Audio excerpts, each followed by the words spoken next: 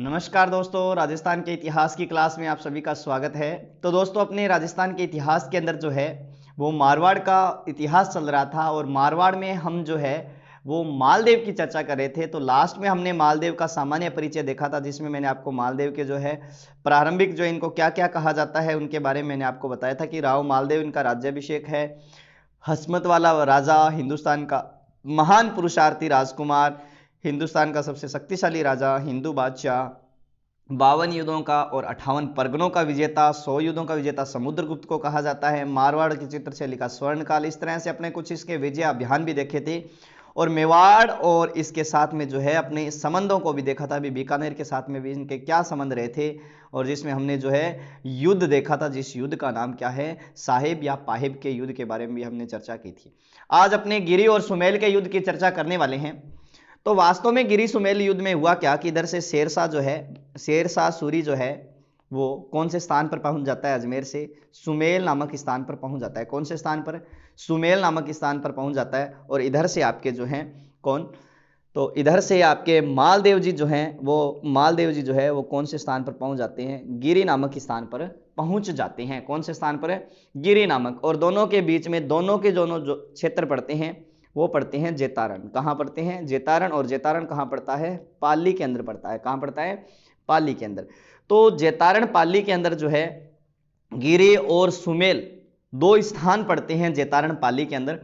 यहीं पर ही शेरशाह सूरी और मालदेव के बीच में जो है युद्ध लड़ा गया था 5 जनवरी 1544 ईस्वी को। कब लड़ा गया है? 5 जनवरी 1544 ईस्वी को जो है ये युद्ध लड़ा गया है। किनके बीच में? जो मालदेव के दो सेनापति हैं और इधर से कौन है? शेरशाह सूरी है। कौन है? शेरशाह सूरी है।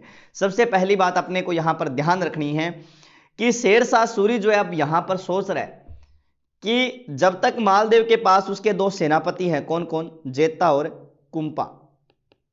जेता और कुंपा, जब तक मालदेव के पास इनके दो सेनापति है तब तक मैं मालदेव को किसी भी हालत में जो है वो पराजित नहीं कर सकता। कि जब तक जो है मालदेव के पास उसके दो सेनापति है जिनका नाम क्या है? जेता और कुंपा, तब तक मैं मालदेव को जो है किसी भी हालत में पराजित नहीं कर सकता। यह बात कौन सोच रहा है? शेरशाह सूरी सोच रहा है। कौन सोच रहा है? शेरशाह सूरी। तब शेरशाह सूरी ने क्या बनाया? एक प्लान बनाया। क्या बनाया? प्लान बनाया। क्या प्लान बनाया? कि कुछ इसने अभ्रांति पत्र तैयार किए।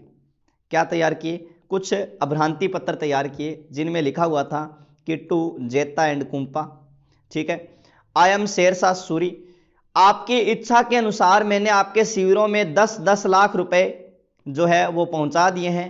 आपकी इच्छा के अनुसार मैंने आपके शिविरों में 10-10 लाख रुपए जो है वो क्या कर दिए हैं? पहुंचा दिए हैं, ठीक है ना।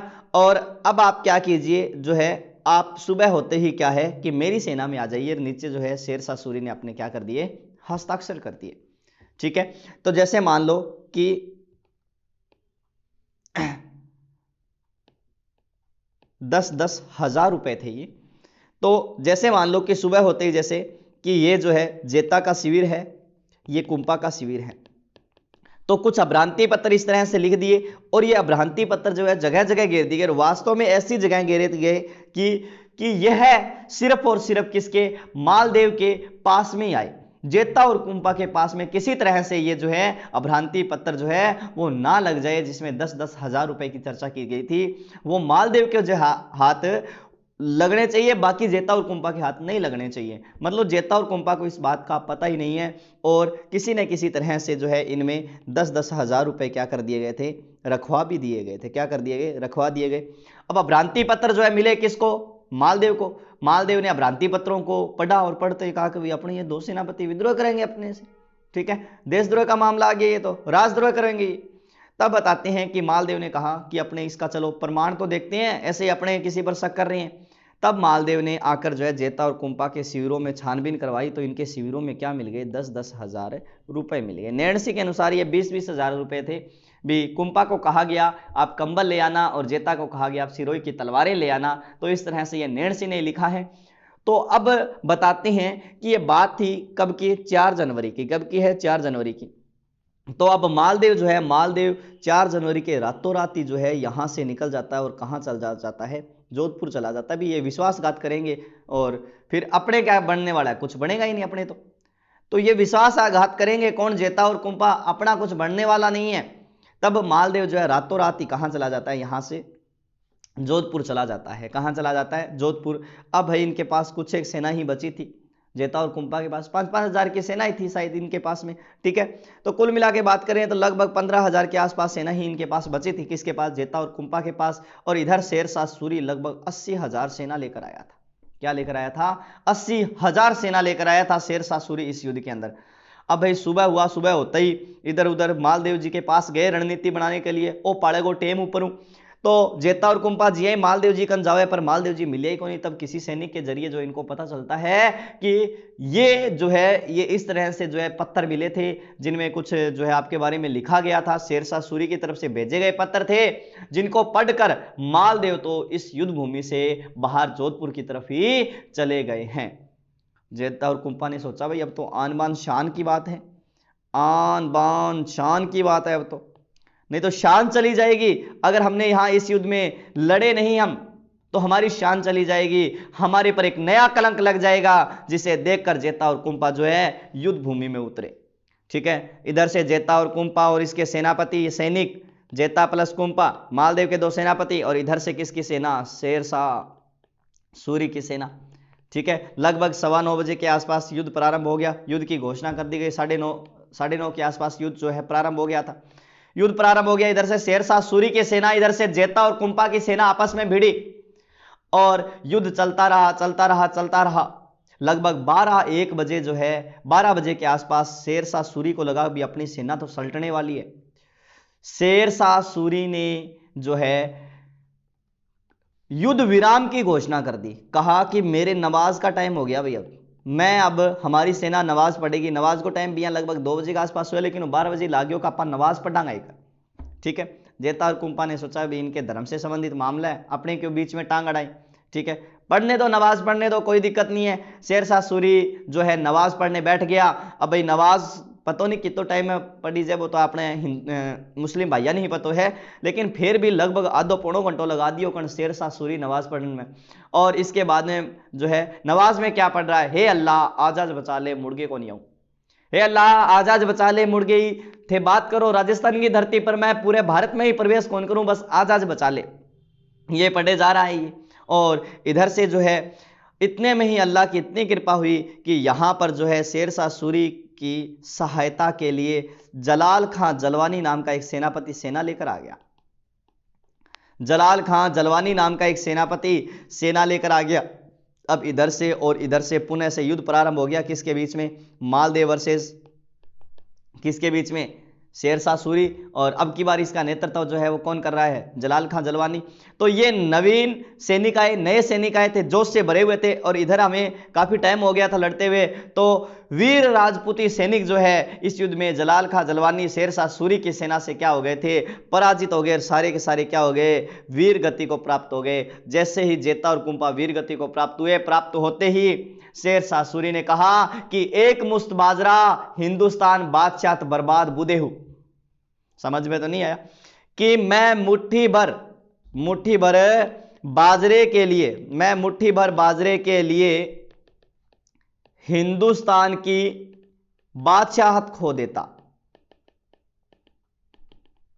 कि मैं मुट्ठी भर बाजरे के लिए हिंदुस्तान की बादशाहत खो देता। किसने कहा था ये, शेरशाह सूरी ने कहा था। किसने कहा, शेरशाह सूरी ने कहा था कि मैं थोड़े से मैं इस मारवाड़ के क्षेत्र के लिए मैं पूरे के पूरे भारत की बादशाहत खो देता। तब इसके बाद में जो है इसका एक दरबारी कवि जिसका नाम था, दरबारी साहित्यकार जो है लेखक था जिसका नाम था अब्बास खां शेरवानी। अब्बास खां शेरवानी, इसने तारीख-ए शेरशाही नामक ग्रंथ लिखा है। तारीख-ए शेरशाही नामक ग्रंथ लिखा है। किसने लिखा है, अब्बास खां शेरवानी ने तारीख-ए शेरशाही नामक ग्रंथ लिखा है, जिसमें लिखा है कि ये शेरशाह सूरी ने जेता और कुंपा के बारे में यह भी कहा था कि अगर जेता और कुंपा मेरी सेना में होते तो मैं पूरे भारत का एक छत्र सम्राट होता। किसने कहा था? ये शेरशाह सूरी ने कहा था कि अगर जेता और कुंपा मेरी सेना में होते तो मैं पूरे भारत का एक छत्र सम्राट होता। ऐसा किसने कहा है? जेता और कुंपा ने कहा है। इसके बाद में हम चर्चा करें तो शेरशाह सूरी जो है, कौन सा सूरी? शेरशाह सूरी सेना लेकर जो है अब किसकी तरफ बढ़ता है? जोधपुर की तरफ बढ़ता है। किसकी तरफ बढ़ता है? जोधपुर की तरफ बढ़ता है। और जोधपुर जो है वहां से, जोधपुर से जो है वो मालदेव यहां से चला जाता है। कौन चला जाता है? मालदेव यहां से क्या कर जाता है? मालदेव यहां से चला जाता है। कहां चला जाता है मालदेव? तो मालदेव जो है सिवाना की तरफ चला जाता है उधर, ठीक है, जो इनकी क्या कहलाती है? शरणस्थली कहलाती है। तो उधर की तरफ चला जाता है और जोधपुर पर शेरशाह सूरी का क्या हो जाता है? शेरशाह सूरी का अधिकार हो जाता है। शेरशाह सूरी का क्या हो जाता है? अधिकार हो जाता है। शेरशाह सूरी का अधिकार होने के पश्चात में शेरशाह सूरी ने, किसने? शेरशाह सूरी ने जोधपुर के किले में क्या बनवाई थी? एक मस्जिद का निर्माण करवाया था। क्या करवाई है? शेरशाह सूरी ने जोधपुर के किले में एक मस्जिद बनवाई है। और यह जोधपुर का किला जो है, जोधपुर दुर्ग, इसने शेरशाह सूरी ने किसको सौंप दिया था? खवास खां को सौंप दिया। किसको सौंप दिया था? खवास खां को सौंप दिया था और खुद चला गया था। इसके बाद में बताते हैं कि शेरशाह सूरी का लास्ट में अभियान रहता है 1545 ईस्वी में। कब रहता है? 1545 ईस्वी में इसका अभियान रहता है, जो है उस अभियान का नाम है 1545 ईस्वी में शेरशाह सूरी का एक अभियान रहता है जिसका नाम है कालिंजर अभियान। कौन सा अभियान है? कालिंजर अभियान। और कालिंजर का उस समय शासक था जिसका नाम क्या है? कीरत सिंह आता है। कौन सा सिंह आता है?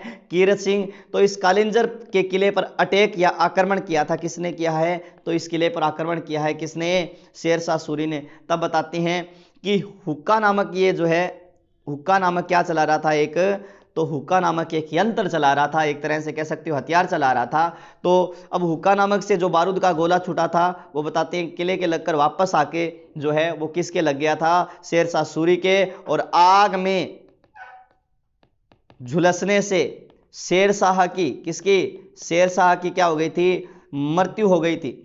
आग में झुलसने से शेरशाह सूरी की क्या हो गई थी? मृत्यु हो गई थी। और इसके बाद में बताते हैं कि इसके बाद में 1545 में मालदेव आया। मालदेव आने के बाद में क्या करता है कि जोधपुर के किले पर क्या कर लेता है? पुनः से क्या कर लेता है? अधिकार कर लेता है। कौन कर लेता है? मालदेव अधिकार कर लेता है। कौन कर लेता है? मालदेव। किसकी मृत्यु के बाद में? तो बात करें तो हम शेरशाह सूरी की मृत्यु के बाद में। ठीक है दोस्तों, अब इसके आगे चर्चा करें तो आगे आपको ध्यान रखना है, आगे वैसे तो मालदेव का जो मैटर पूरा हो गया लेकिन थोड़ा सा पीछे का मैटर रह गया था। उसमें आपके है मालदेव का विवाह।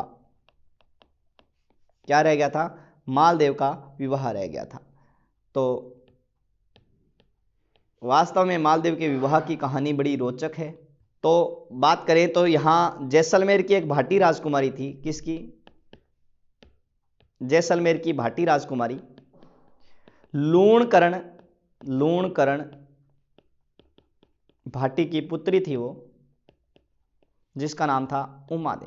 क्या नाम था? उमादे। तो मालदेव का जो विवाह है लगभग 1536 ईस्वी के आसपास किसके साथ हुआ था? उमादे के साथ हुआ था। किसके साथ हुआ है?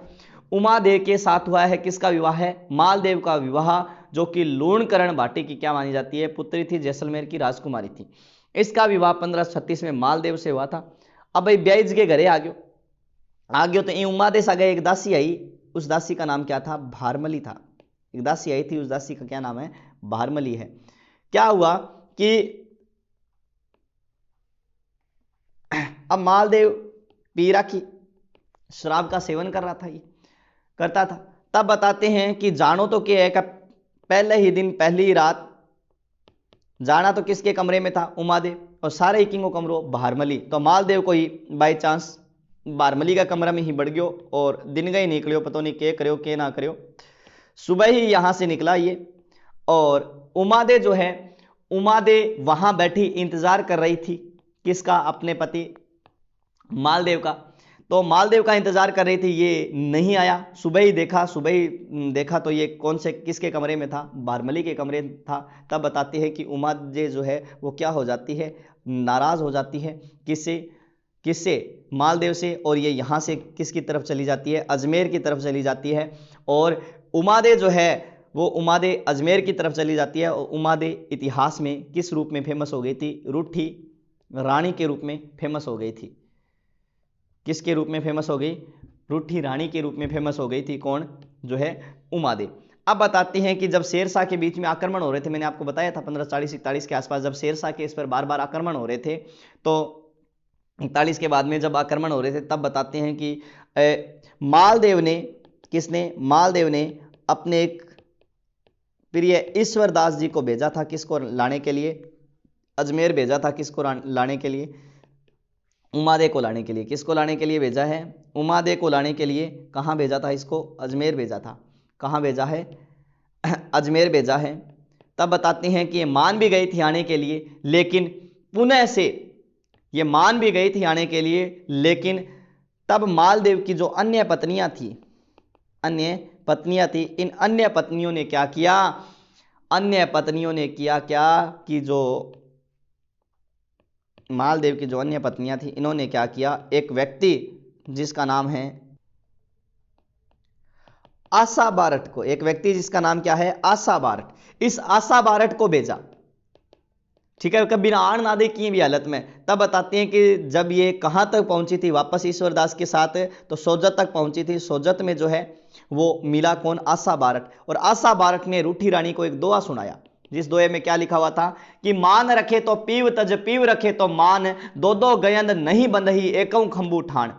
कि मान रखे तो पीव तज, का मान रखे तो पीव तज, मतलब स्वाभिमान को अगर रखना चाहती है तो पिए को त्यागना पड़ेगा, अगर पिए को रखना चाहती है तो स्वाभिमान को त्यागना पड़ेगा। यह बात सुनकर जो है, यह बात सुनी, और इसमें दूसरी पंक्ति में कहा गया कि जिस प्रकार दो दो गैया एक ही जो है खूंटे और ठाण के नहीं बांधी जा सकती, उसी तरह से हे मालदेव की पत्नी उमादेव, हम सारी पत्नियां बेड़ी नहीं रह सकती, इकट्ठी नहीं रह सकती। तो ये दोहा सुनकर जो है इसका स्वाभिमान जाग उठा, और ये वापस जो है वो कहां पर? गुरोंज नामक स्थान पर जो है वापस चली गई थी, और वहां पर ही अपने दत्तक पुत्र राम के साथ अपना जीवन जो है वो जीवन क्या किया था? व्यतीत किया था। दत्तक पुत्र राम के साथ अपना जीवन जो है वो बचा हुआ जीवन व्यतीत किया था। किसने व्यतीत किया था?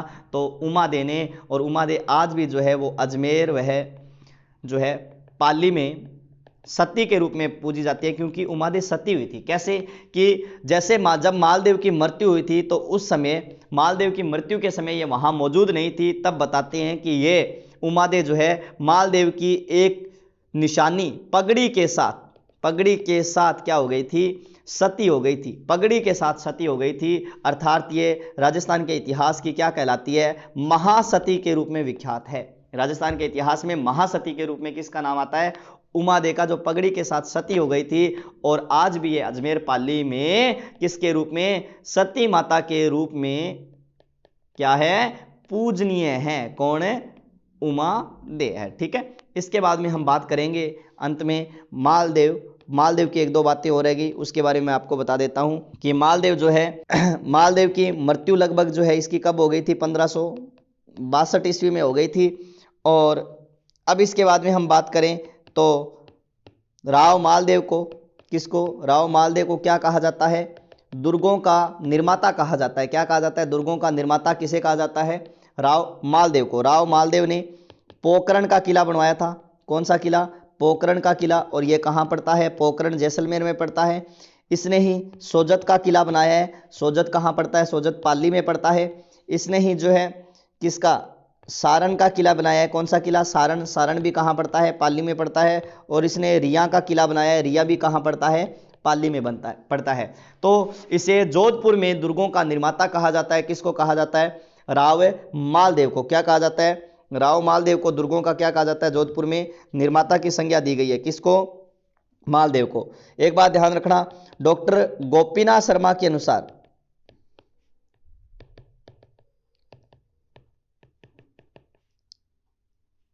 यहां से आगे राजस्थान में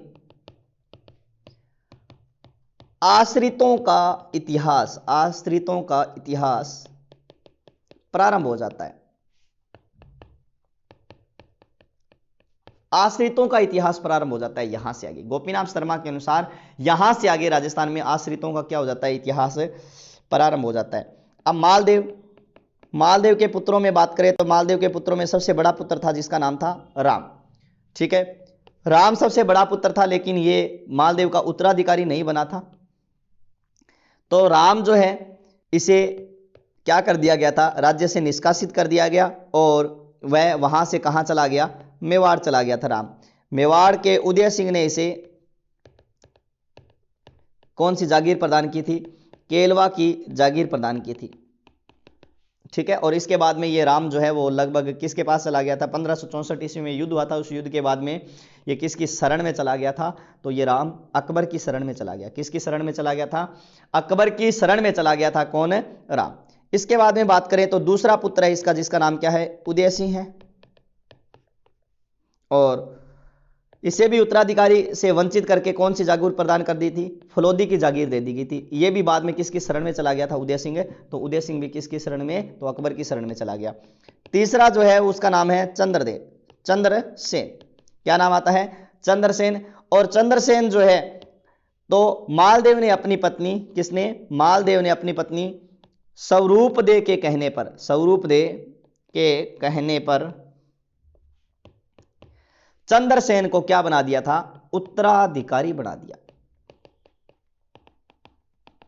ठीक है ना, मालदेव ने अपनी पत्नी जो है स्वरूपदेव के कहने पर चंद्रसेन को क्या बना दिया था, उत्तराधिकारी बना दिया। तो अब भारत का जो शासक, यहां भारत में जोधपुर रियासत का जो शासक बनेगा उसका नाम क्या है, राव चंद्रसेन है। क्या नाम आता है, राव चंद्रसेन नाम आता है।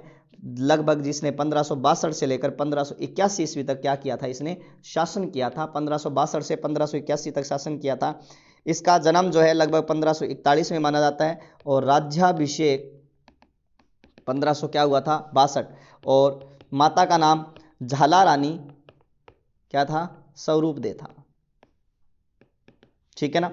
राव चंद्रसेन का जो प्रारंभिक संघर्ष है, राव चंद्रसेन का प्रारंभिक संघर्ष जो है वो इसी के भाई उदय सिंह से माना जाता है। किससे माना जाता है, उदय सिंह। और दोनों के बीच में युद्ध हुआ जिसका नाम है लोहावट का युद्ध। कौन सा युद्ध हुआ था, लोहावट का युद्ध हुआ था। कब हुआ था, 1564 ईस्वी के अंदर लोहावट का युद्ध हुआ था, जिसके अंदर उदय सिंह के क्या लगी थी, बर्छी लगी, और बर्छी लगने से उदय सिंह क्या हो गया, घायल हो गया। और इसके बाद में ये जो है उदय सिंह है वो किसकी शरण में चला गया था, अकबर की शरण में चला गया। किसकी शरण में चला गया, अकबर की शरण में चला गया। ठीक है ना। और अकबर ने जो है उदय सिंह की सहायता है तो 1564 में ही चंद्रसेन के विरुद्ध, किसके विरुद्ध, चंद्रसेन के विरुद्ध अकबर ने किसको भेजा 1564 में, तो ध्यान रखना हुसैन कुली खां को भेजा था। किसको भेजा है, हुसैन कुली खां को भेजा है। किसके विरुद्ध भेजा है, तो चंद्रसेन के विरुद्ध भेजा है हुसैन कुली खां को। ठीक है ना। इसके बाद में बात करें तो इसी युद्ध में जो है राव चंद्रसेन क्या हुआ था, चंद्रसेन पराजित हुआ। चंद्रसेन जो है इसी समय जो है वो किसकी तरफ चला गया, बद्राजून की तरफ। बद्राजून कहां पड़ता है, जालोर। बद्राजून की तरफ चला गया था। 1564 ईस्वी में चंद्रसेन के विरुद्ध जो है वो किसको भेजा गया, हुसैन कुली खां को, जिसे परिणाम क्या हुआ कि चंद्रसेन पराजित हुआ। ये किसकी तरफ चला गया, बद्राजून की तरफ। ठीक है ना। उसी समय 3 नवंबर 1570 ईस्वी को 3 नवंबर 1570 ईस्वी को अकबर का कौन सा दरबार लगा था, नागौर दरबार। अकबर ने नागौर दरबार का आयोजन किया था। मतलब इससे एक तरह से राजस्थान के राजनीतिक जीवन में बहुत परिवर्तन आया था। कौन से दरबार, अकबर ने जो है राहत कार्य हेतु यहां पर नागौर में ही सुक्कर तालाब का भी निर्माण करवाया था। कौन से तालाब का, सुक्कर तालाब का निर्माण भी करवाया था। और 3 नवंबर 1570 ईस्वी को नागौर दरबार आयोजित किया था।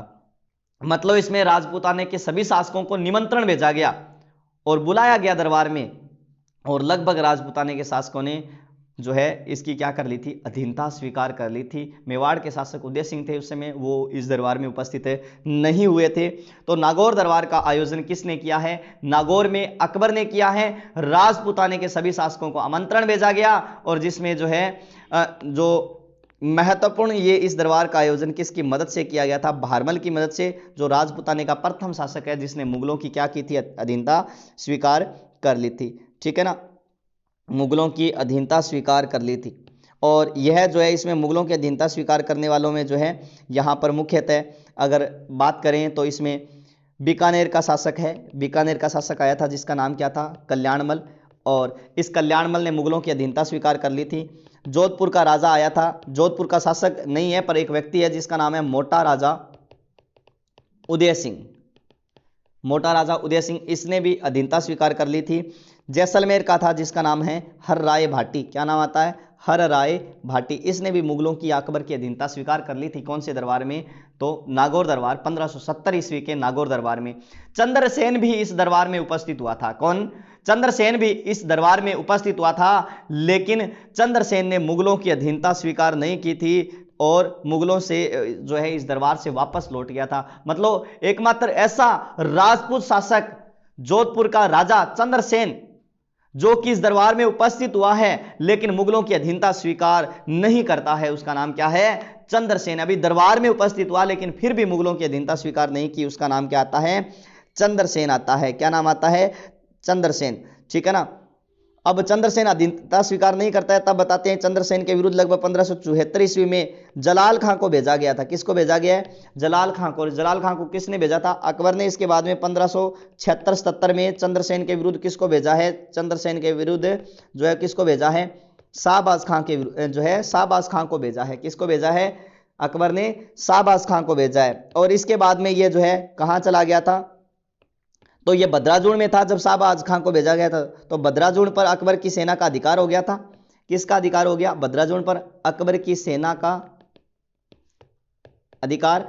और अब जो है चंद्रसेन वहां से कहां चला जाता है, सिवाना चला जाता है, ठीक है ना। अब सिवाना चला जाता है तो अब आपको पता है कि लगभग 1572 के बाद में जो है जोधपुर जो है वो क्या रह जाता है, खाली रह जाता है एक तरह से, क्योंकि ये इधर उधर चलता रहता है, मतलब चला जाता है, पीछे सेना जाती रहती है। तब बताते हैं कि इसी समय जोधपुर का प्रशासक अकबर ने, किसने, अकबर ने बीकानेर के राजा,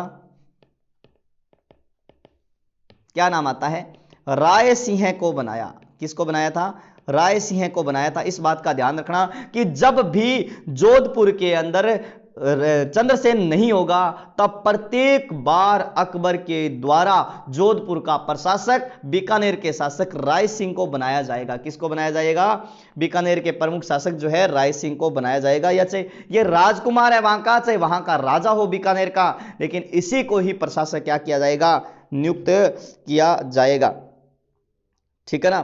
तो अब लगभग 1572 ईस्वी को ये कुंवर जो है मैंने आपको बता ही दिया, कुंवर राय सिंह जो है वो जोधपुर का क्या बना है, प्रशासक बना है।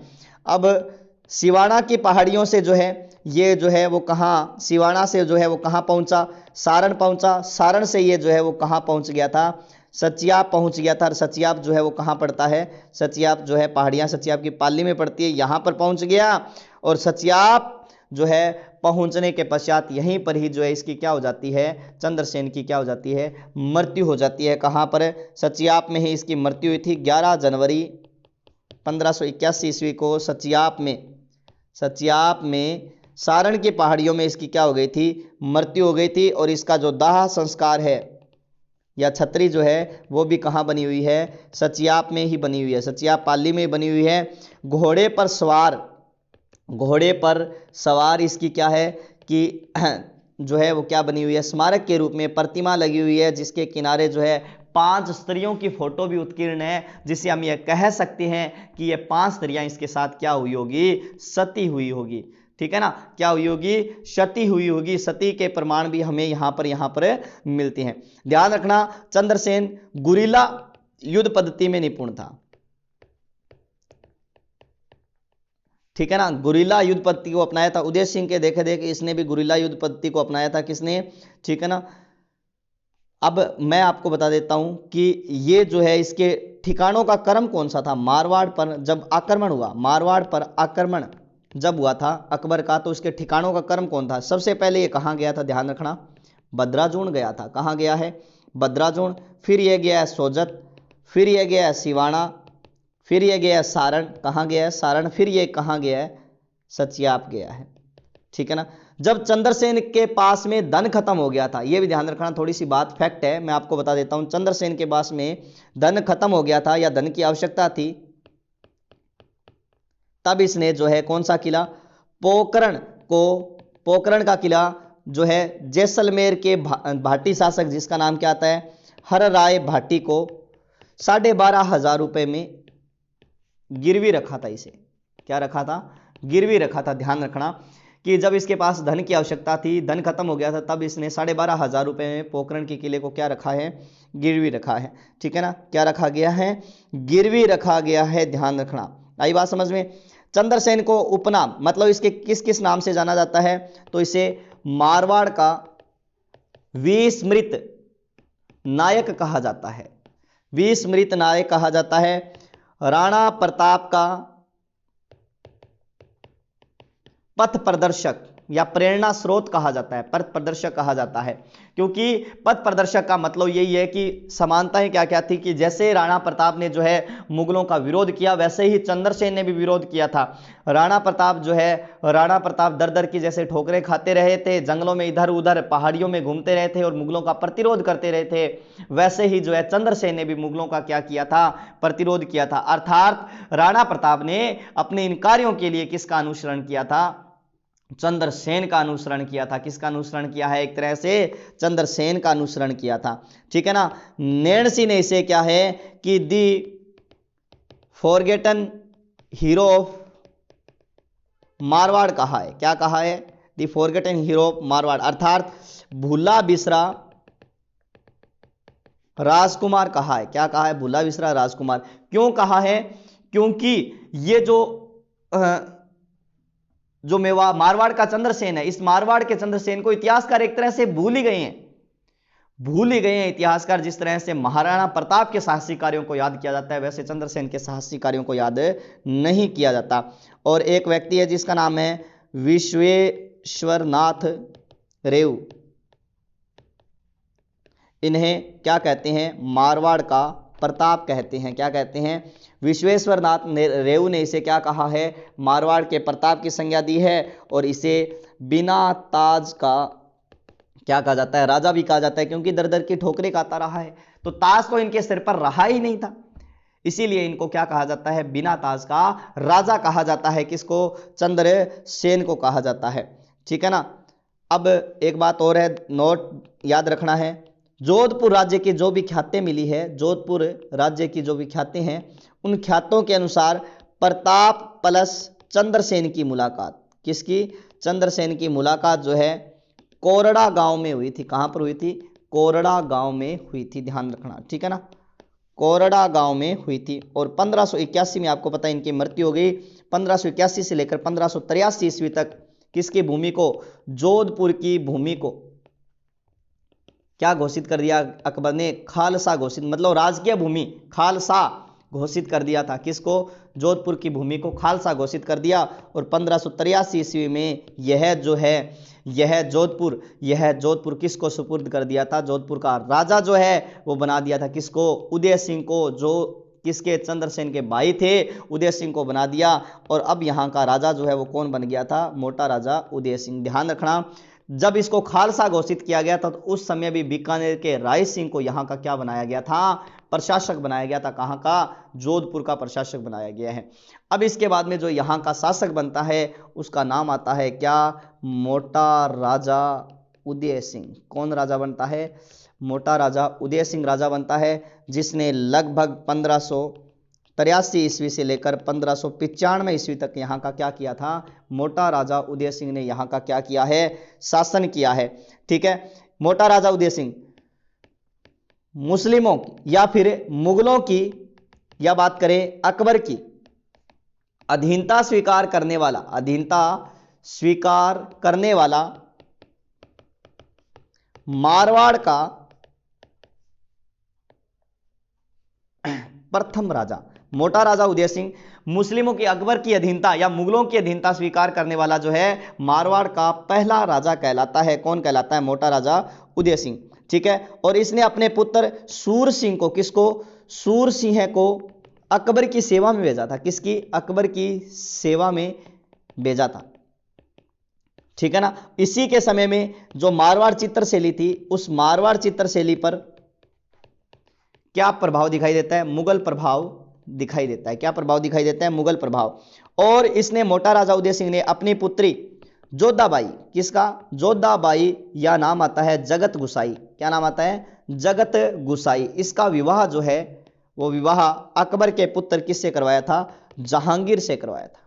ठीक है ना। इसका विवाह मोटा राजा उदय सिंह ने अपनी पुत्री जोधाबाई या जगत गुसाई का विवाह जो है अकबर के पुत्र जहांगीर से करवाया था। तो ध्यान रखना कि यहां पर जो है जहांगीर है, क्या नाम आता है? जहांगीर।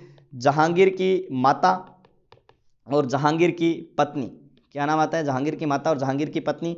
माता का नाम क्या था? जोधाबाई, या फिर इसे क्या कहा जाता है? हरकाबाई।